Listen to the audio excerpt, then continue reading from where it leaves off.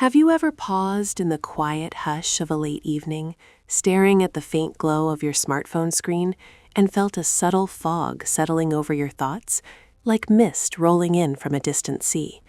It's as if the words you meant to say dissolve on your tongue, or the path to a cherished memory twists into an unfamiliar alley. Items misplaced, sentences reread 3 times before they sink in, familiar letters forming words that suddenly feel alien. In those ancient poems from childhood, once recited with effortless joy, now elude you even in their opening lines. This isn't just a fleeting lapse, it's a whisper from within, hinting that something profound is shifting in the vast landscape of your mind. In truth, you are indeed growing less sharp, and this quiet erosion touches nearly everyone in our modern world. But as we delve deeper, prepare for a revelation that might reshape how you see yourself, not merely as a product of this digital age, but as a being woven from cosmic threads, perhaps not entirely of this earth.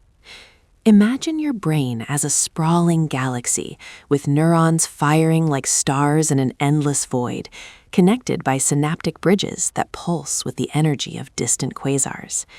Yet, in this era of constant illumination, that inner cosmos is dimming. Let's begin with a simple test, one that echoes through the corridors of your own experience. How many phone numbers can you recall right now? For most, the answer is none, not even those of your closest kin. Contrast this with memories from a decade or 2 ago, when minds effortlessly held dozens, landlines of friends, mobiles of family, spilling forth without hesitation. This isn't mere nostalgia, it's a marker of change.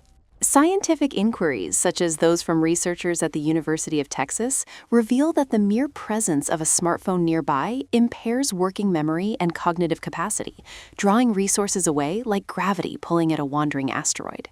Even without touching it, the device tugs at your attention, reducing the brain's available power for deeper thought. The culprit? That luminous rectangle in your palm acts as a sophisticated snare for dopamine, the brain's reward chemical, akin to a black hole devouring light. Each swipe through short videos delivers a burst of pleasure. Every notification chime stirs anticipation, and likes flood in waves of validation. This system, inherited from our ancestors, once spurred survival, joy from a meal found, satisfaction from a goal met, fueling the will to endure harsh savannas or icy tundras. But now, platforms engineered by the world's sharpest minds hijack it. Studies from Stanford Medicine and Dartmouth highlight how social media floods dopamine pathways, mimicking addictions to substances, creating loops where brief highs demand endless scrolling.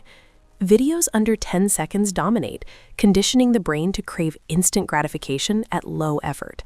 Longer content, rich with nuance like a philosopher's discourse, loses appeal. Patience frays. Your threshold for joy rises, leaving you hollow after hours of consumption, much like a star collapsing under its own weight. This adaptation isn't benign. Before, a captivating book could illuminate your day like a supernova's flare. Now, endless feeds leave only emptiness. Conversations once stretched into the night, voices weaving stories under starlit skies. Today, faces glow in silent companionship with screens, the air thick with unspoken disconnection. It's not laziness. Your neural pathways have rewired for immediacy, resisting the slow rhythm of focus. Recent 2025 research from Baylor University, tracking digital pioneers over 50, surprisingly suggests moderate tech use might stave off cognitive decline by stimulating neural activity. Yet, overuse, evident in younger generations, correlates with brain rot, emotional numbing, and overload, as per a review in the National Institutes of Health. The brain, like a cosmic entity adapting to dark matter, grows intolerant of depth, preferring the superficial sparkle of notifications. Worse still, you're being domesticated, tamed like ancient wolves into loyal dogs. Domestication shrinks brains. Wolves boast craniums 24 to 30% larger than their canine descendants, as per studies from the Royal Society in Oxford. Freed from hunting's demands, scenting prey, strategizing packs, they rely on humans, brains atrophying in safety.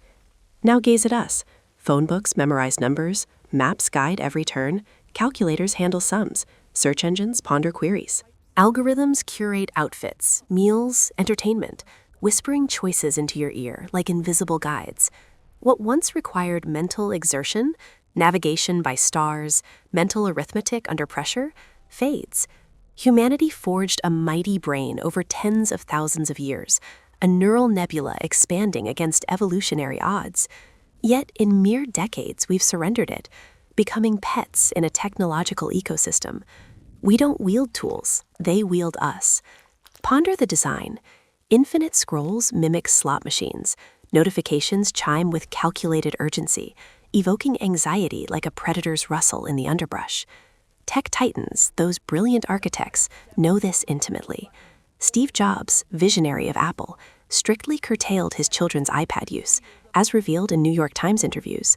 Bill Gates delayed smartphones for his offspring until 14, and executives from Silicon Valley often enroll kids in tech-free schools. They safeguard their young from the very webs they spin, while billions scroll daily. In this internet realm, a profound adage rings true. If it's free, you're the product.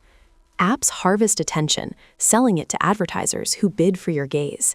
Each lingering second is currency, your focus a mined resource in the digital gold rush. We're not beneficiaries of this information epoch, but refugees, fleeing overload in a storm of data.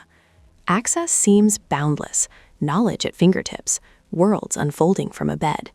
Ancients trekked miles for a scroll. We summon libraries with a tap. But absorption? Recall last month's videos or articles?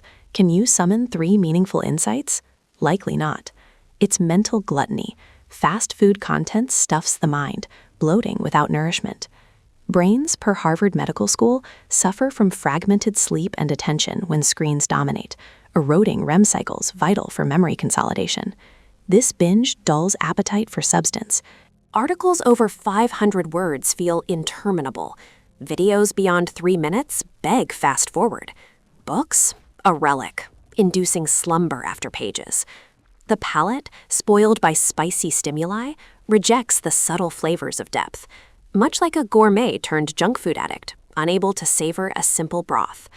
Why did forebears craft epics? Li Bai's wine-field verses, Cao Shui Qin's Dream of the Red Chamber, Sima Qian's Records of the Grand Historian, born in eras of scarcity, without distractions. They embraced boredom, that fertile void where creativity sprouts. In silence, minds wander, linking disparate stars into constellations of genius. Today, every gap fills. Elevator waits summon scrolls, commutes drown in videos, bedtime glows until eyelids droop. Your brain, a once vast field, now overrun with weeds, leaves no soil for original blooms. You're efficient, yet starved of introspection. Deeper lurks a loss, solitude with self. When last did you sit in stillness? No device, no sound, just the rhythm of breath echoing like cosmic winds. Most fidget, unease rising like a tide. Quiet invites reflection on life's currents, avoided pains, simmering anxieties. Screens offer escape, but problems fester like hidden galaxies, unseen until they erupt. True masters cultivate alone time, letting thoughts settle like sediment in a primordial sea. Modern souls flee it, fearing the mirror of inner space. To reclaim this, solutions sound simple, execution Herculean, against engineered addictions from thousands of coders. Embrace purposeful boredom. Daily sit idle, mind roaming free as a comet. Ideas may ignite unexpectedly. Reclaim attention, silence needless alerts, carve tech-free zones. Force slow pursuits, devour a book whole, master a skill through patient grind. Engage opposing views, not to argue, but understand, keeping thoughts supple like expanding space. Journal chaos, spill mental clutter onto pages, ordering the nebula. Above all, output more than input. Write what you learn, discuss, apply. Knowledge, unprocessed, flows away like cosmic dust. Scarce now isn't data, but focus. Not facts, but wisdom. Not noise, but solitude. Your screen can enlighten or ensnare. Choose mastery, lest years hence even this tale slips your grasp. Yet, as we grapple with this digital dimming, a greater enigma beckons. Are we truly of this world, or echoes from afar? Your brain, that galactic marvel, ballooned from 500 milliliters in southern apes to 1,300 in modern humans over 3 million years, a tripling defying norms. No other creature paid such a price. Childbirth, perilous due to massive heads, claimed 15% of mothers historically, per the obstetrical dilemma hypothesis. Why prioritize intellect over survival when whales boast more neurons yet rely on brawn? Bipedalism, our upright stride, liberated hands but exacted tolls. 80% spinal curvature risk, knees wearing by 60, pelvis distortions compressing organs, efficiency dropping 70% versus quadrupeds. Evolving on African plains 3 million years ago, it traded speed for vision over grasses, yet invited vulnerabilities like a star system destabilized by a rogue planet. Hairlessness, unique among mammals, exposed us to ice age chills starting 1.2 million years ago. Countering, 600 sweat glands per square centimeter, forging endurance runners supreme on land. But thriving sweat in glacial epochs, a paradox, debated in evolutionary biology as a thermal mismatch, like a supernova in a cooling universe. Language's birth reshaped throats into complex articulators, risking 120,000 annual choking deaths worldwide. Grammar's neural basis lacks transitional forms in kin primates, emerging abruptly like a big bang of syntax. Noses protrude vulnerably, soft and blood-rich, defying protection. 60% ancient skull traumas targeted here, per archaeologists. Easily damaged by UV or foes, a design flaw in predation's arena. Muscles atrophy swiftly without use. Astronauts lose 20% monthly in zero gravity, while hearts endure. Mitochondrial energy conversion lags 30% behind other primates, per studies, yet bolsters cell repair, a trade-off echoing cosmic efficiencies and longevity. These anomalies paint humanity as evolution's outlier, a cosmic anomaly. Theories abound: genetic mutations, environmental pressures, or external intervention. Panspermia posits life seeded from space, microbes hitchhiking meteors. Ancient astronaut hypotheses suggest extraterrestrial guidance, filling 200,000-year fossil gaps where modern traits surged unexplained. Recent genetic studies reveal ghost ancestors, interbreeding adding uncharted DNA. Perhaps we're hybrids, consciousness a downloaded program in a simulated multiverse, brains mirroring the universe's self-similarity, neurons echoing galactic webs. In this tapestry, your digital fog might echo ancient tamperings, brains optimized for stars now dulled by earthly lures. Curiosity stirs. What force sculpted such contradictions? Answers may hide in DNA's 3 billion base pairs, a code vast as the cosmos. As we navigate these mysteries, I extend heartfelt gratitude to the tireless researchers who've illuminated our path. To Adrian Thornton and colleagues at the University of Texas, whose work on smartphone impacts reveals our cognitive vulnerabilities. To Anna Lemke at Stanford, unpacking dopamine's grip. To the Royal Society's teams charting domestication's brain tolls. To Walter Isaacson, chronicling Steve Jobs' insights. To Holly Dunsworth and the obstetrical dilemma explorers. To Nina Jablonski on hairlessness. To Tecumseh Fitch on language's risks. To Zaidi and Laberman on nasal evolution. To the mitochondrial biologists like those at the National Institutes of Health, and to panspermia proponents like Francis Crick. Your relentless pursuit, often in quiet labs or amid controversy, advances humanity's self-understanding. We honor your dedication, bridging unknowns for society's enlightenment.